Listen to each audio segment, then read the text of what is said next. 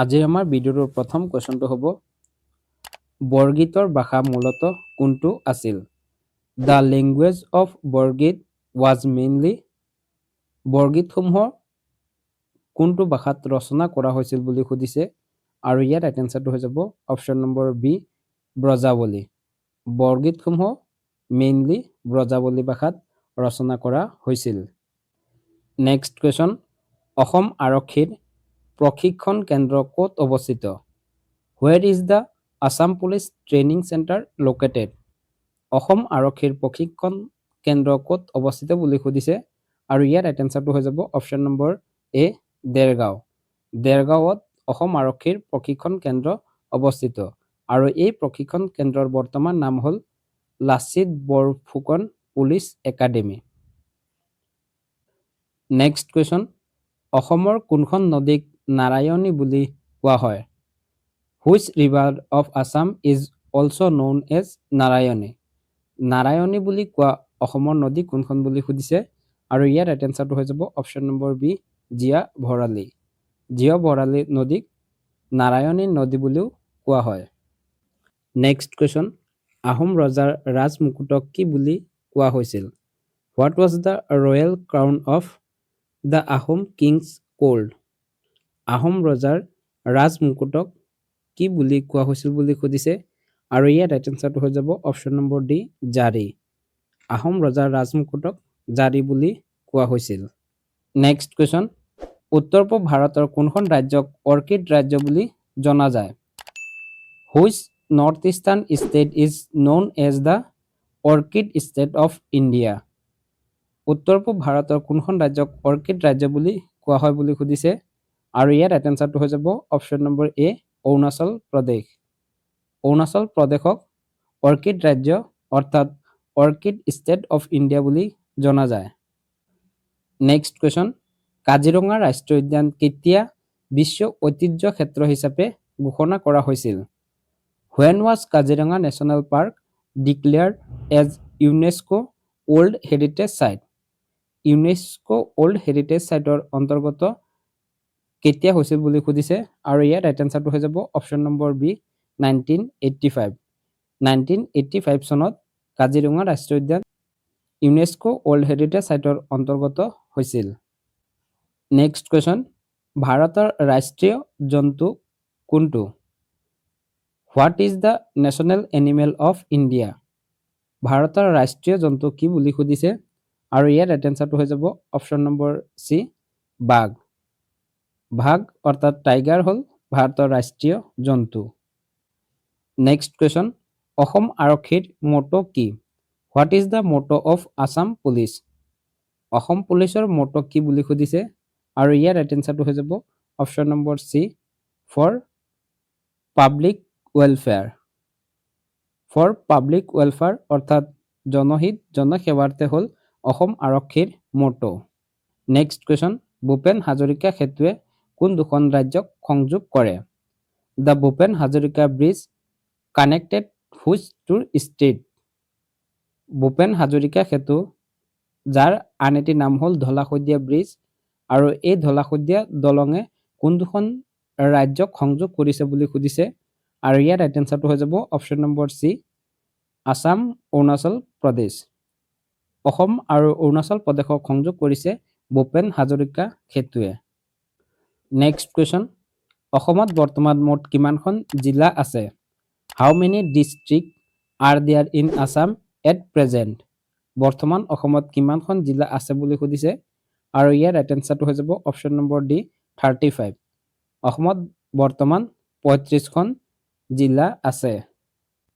Next question, অসমৰ উচ্চ ন্যায়ালয় ক'ত অৱস্থিত? Where is the Assam High Court located? অসমৰ উচ্চ ন্যায়ালয়খন ক'ত অৱস্থিত বুলি সুধিছে আৰু ইয়াত ৰাইট এনসাৰটো হৈ যাব অপশ্যন নম্বৰ চি গুৱাহাটী। গুৱাহাটীত অসমৰ উচ্চ ন্যায়ালয়খন অৱস্থিত আৰু এইখন 1948 চনত স্থাপন হৈছিল। নেক্সট কুৱেশ্যন, হৰ্ণবিল উৎসৱ কোনখন ৰাজ্যত পালন কৰা হয়? In which state is the hornbill festival celebrate? Hornbill উৎসৱ কোনখন ৰাজ্যত চেলিব্ৰেট কৰা হয় বুলি সুধিছে আৰু ইয়াৰ ৰাইট এনসাৰটো হৈ যাব অপশ্যন নম্বৰ চি নাগালেণ্ড। নাগালেণ্ডত প্ৰতি বছৰে হৰ্ণবিল উৎসৱ পালন কৰা হয়। নেক্সট কুৱেশ্যন, উত্তৰ পূৰ্বাঞ্চলৰ কোনখন ঠাইক প্ৰাচ্যৰ স্কটলেণ্ড বুলি কোৱা হয়? Which city of north east India is called the Scotland of the east? Scotland of the east বুলি কোনখন ঠাইক জনা যায় বুলি সুধিছে, আৰু ইয়াৰ ৰাইট এনচাৰটো হৈ যাব অপশ্যন নম্বৰ ডি, শ্বিলং। শ্বিলঙক উত্তৰ পূৰ্বাঞ্চলৰ স্কটলেণ্ড বুলি জনা যায়। নেক্সট কুৱেশ্যন, পৃথিৱীৰ একমাত্ৰ ওপঙি থকা ৰাষ্ট্ৰীয় উদ্যান কেইবুল লামজাও ক'ত অৱস্থিত? The world only floating national park Keibul Lamjao is located in which state? ভাৰতৰ কোনখন ৰাজ্যত কেইবুল লামজাও ৰাষ্ট্ৰীয় উদ্যানখন অৱস্থিত বুলি সুধিছে, আৰু ইয়াৰ ৰাইট এনচাৰটো হৈ যাব অপশ্যন নম্বৰ চি, মণিপুৰ। মণিপুৰত পৃথিৱীৰ একমাত্ৰ floating national park Keibul Lamjao অৱস্থিত। নেক্সট কুৱেশ্যন, অসমৰ প্ৰথম চলচ্চিত্ৰ জয়মতী কোনে পৰিচালনা কৰিছিল? Who directed the first Assamese film Joymoti? অৰ্থাৎ জয়মতী চলচ্চিত্ৰখন কোনে পৰিচালনা কৰিছিল বুলি সুধিছে, আৰু ইয়াৰ ৰাইট এনচাৰটো হৈ যাব অপশ্যন নম্বৰ এ, জ্যোতিপ্ৰসাদ আগৰৱালা। জ্যোতিপ্ৰসাদ আগৰৱালাদেৱে জয়মতী চলচ্চিত্ৰখন পৰিচালনা কৰিছিল, আৰু এই চলচ্চিত্ৰখন 1935 চনত মুক্তি লাভ কৰিছিল। নেক্সট কুৱেশ্যন, অসমত প্ৰথম ৰেলগাড়ী কেতিয়া চলিছিল?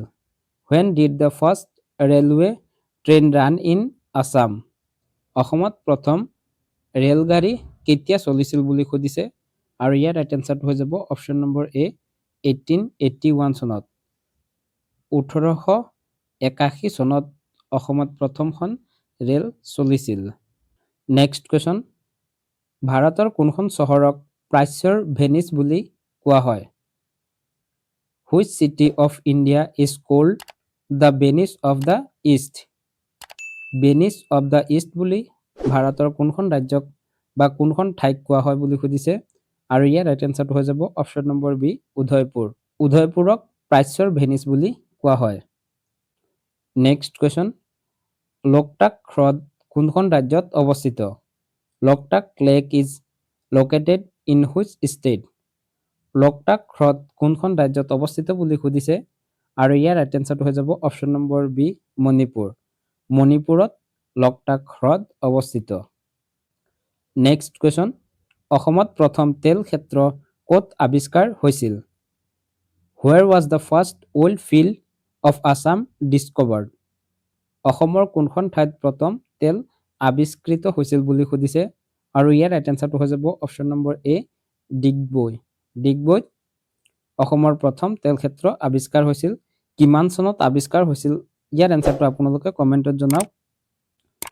নেক্সট কুৱেশ্যন, অসম আৰক্ষীৰ মুখ্য কাৰ্যালয় ক'ত অৱস্থিত? Where is the headquarter of Assam Police? Assam পুলিচৰ হেডকোৱাৰ্টাৰ ক'ত অৱস্থিত বুলি সুধিছে, আৰু ইয়াৰ ৰাইট এনচাৰটো হৈ যাব অপশ্যন নম্বৰ বি, উলুবাৰী। উলুবাৰীত অসম আৰক্ষীৰ মুখ্য কাৰ্যালয় অৱস্থিত। এতিয়ালৈকে আমি আমাৰ এই ভিডিঅ'টোত আলোচনা কৰিবলগীয়া 20 কুৱেশ্যন এণ্ড এনচাৰ আলোচনা কৰিলোঁ।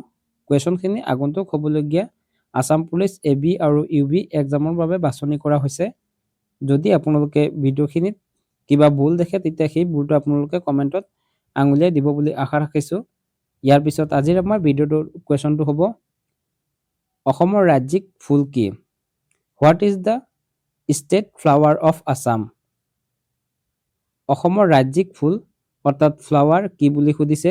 ইয়াৰে 4টা অপশ্যন দি আছে। অপশ্যনখিনিৰ ভিতৰত আপোনালোকে ৰাইট এনচাৰটো কমেণ্টত জনাওক, আৰু নহ'লে ইয়াৰ এনচাৰটো আমি ডেছক্ৰিপশ্যনত দি দিম, তাৰ পৰা গৈও চাব পাৰিব।